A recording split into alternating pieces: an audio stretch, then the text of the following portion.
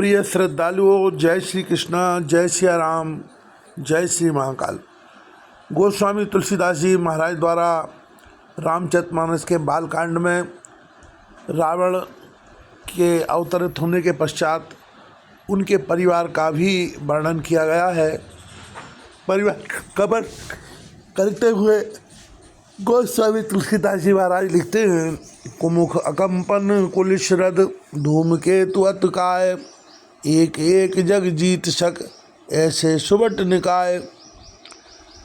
तुलसीदास जी कहते हैं कि इनके अतिरिक्त दुर्मुख, अकंपन, वज्रदंत, धूमकेतु और अतिकाय ऐसे अनेक योद्धा थे जो अकेले ही सारे जगत को जीत सकते थे।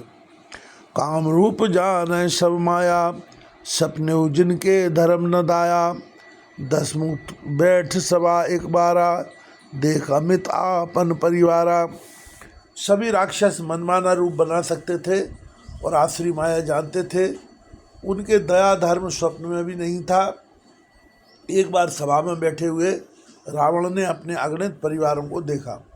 सुत समूह जन परिजन नाती, गनय को पार निशाचर जाति, सैन्य विलोक सहज अभिमानी, बोला वचन क्रोध मदशानी। पुत्र पौत्र कुटुंबी और सेवक ढेर के ढेर थे। सारी राक्षसों की जातियों को तो गिन ही कौन सकता था। अपनी सेना को देखकर स्वभाव से ही अभिमानी रावण क्रोध और गर्व में सनी हुई वाणी बोला, सुनो सकल रजनी चरजू था, हमरे बैरी विविध वरु था, ते सन्मुख नहीं करे लड़ाई, देख सबल रिपुजा है पराई। हे समस्त राक्षसों के दलों, सुनो, देवतागण हमारे शत्रु हैं। वे सामने आकर युद्ध नहीं करते, बलवान शत्रुओं को देखकर भाग जाते। देते तेन कर मरण एक विध होई, कहो बुझाए सुनो अब सोई, तुझो भोजन मख होम सराधा, सबके जाए करो तुम बाधा। उनका मरण एक ही उपाय से हो सकता है, मैं समझ कर कहता हूँ, अब उससे सुनो। उनके बल को बढ़ाने वाले विप्र भोजन, यज्ञ, हवन और श्राद्ध, इन सब में जाकर तुम बाधा डालो। क्षुधाहीन बलहीन सुर, सही जय मिल हैं आए, तब मारे हूँ कि छाण हूँ भली भांति अपनाए। भूख से व्याकुल और बलहीन होकर देवता सहज में ही आ मिलेंगे, तब उनको मैं मार डालूंगा अथवा भली भांति अपने अधीन करके सर्वथा पराधीन करके छोड़ दूंगा। मेघनाथ कहूँ पुनः करावा, दीनी सिख बल बैर बढ़ावा, जे सुर समर धीर बलवाना, जिनके लरवे कर अभिमाना। फिर उसने मेघनाथ को बुलवाया और सिखा पढ़ाकर उसके बल और देवताओं के प्रति बैर भाव को उत्तेजना दी। फिर कहा, हे पुत्र, जो देवता रण में धीर और बलवान हैं और जिन्हें लड़ने का अभिमान है, तिन्हें जीतरन आनिश बांधी, उठसत पितु अनुशासन कांधी, यह विध सब ही आज्ञा दीनी, आप उन चलो गदा कर लीनी।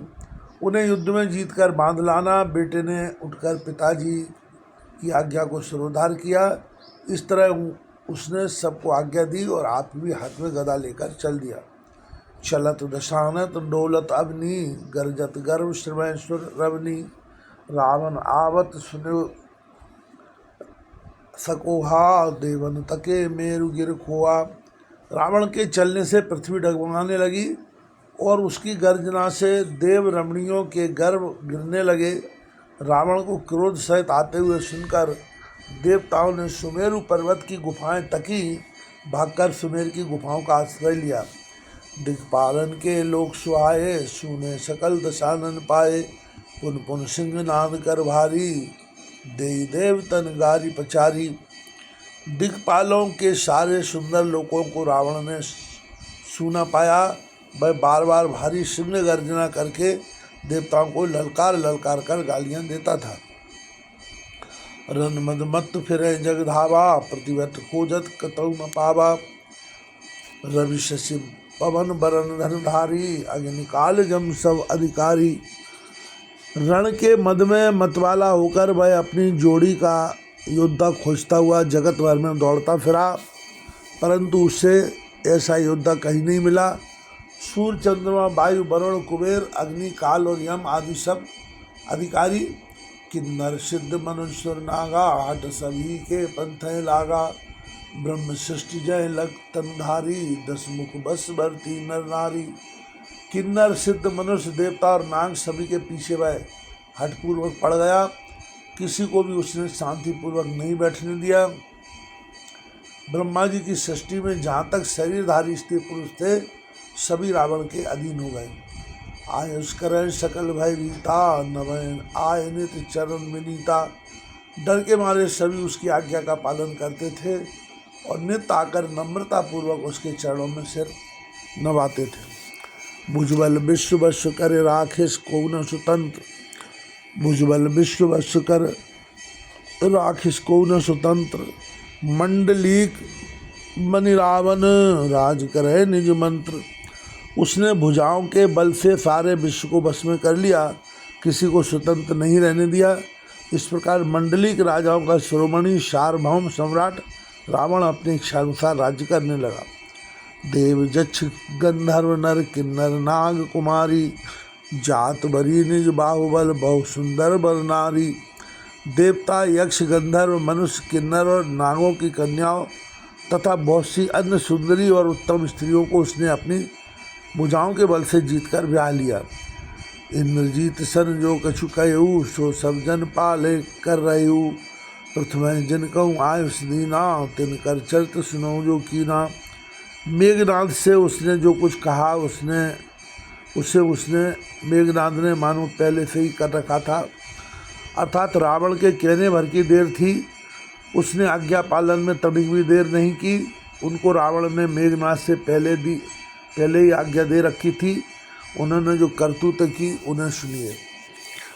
देखत भीम रूप सब पापी, निश्चर निकर देव प्रतापी। कहें उपद्रव असुर निकाया, नाना रूप धरय कर माया।